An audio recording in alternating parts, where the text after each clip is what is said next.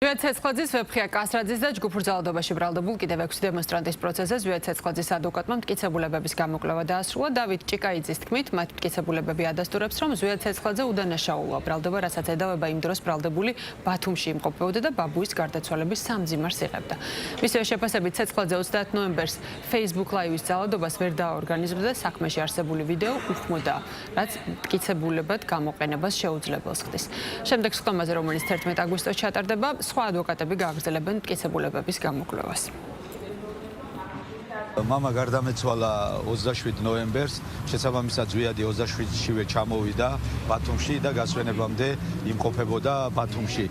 ზვიადს ლაივი ჩაწერილი აქვს 30 ნოემბერს და მას ედავებიან 27-ში, 28-ში, 29-ში განხორციელებულ ქმედებებს. ასახად დადასტურებულია, რომ არაფერი არ უმტკიცდება ზვიადს, არც ვიდეოთი და არანაირი სხვა მტკიცებულებაც არ არსებობს მის წინააღმდეგ. ბრალად შერაცხული დადგენილების მიხედვით, თითქოს ზვიად-ცეცხლაძე 28-29-30-ში აქტიურად მონაწილეობდა აქციაში და შესაბამისად აორგანიზებდა, მაგრამ გამოიკვეთა და დადგინდა, რომ ზვიად-ცეცხლაძე იმ დროისთვის თურმე როცა ის იყო ჭირისუფალი და იმყოფებოდა ქალაქ ბათუმში, ფიზიკურად მას არანაირი შეხება არ ქონია აქციის მიმდინარეობასთან, მაინც ბრალად აქვს წარდგენილი ზვიად-ცეცხლაძის აქციის ორგანიზება და ეს ძალადობრივი ჯგუფის ორგანიზება. ჩვენ გვაქვს მოლოდინი და დიდი იმედი, რომ სასამართლო ვიდეო ჩანაწერს, რომელიც ფაქტობრივად უშინაარსოა, ვერ დაეყრდნობა და ვერ გამოიყენებს მტკიცებულებად, რადგან ფიზიკურად არ იკითხება და არ ისმინება ამ ვიდეო ჩანაწერის მიხედვით, ვინ საუბრობს და საერთოდ საუბრობს თუ არა ვინმე. პატიმრობის გამოყენებას ითხოვდა პროკურორი, ვიხილეთ,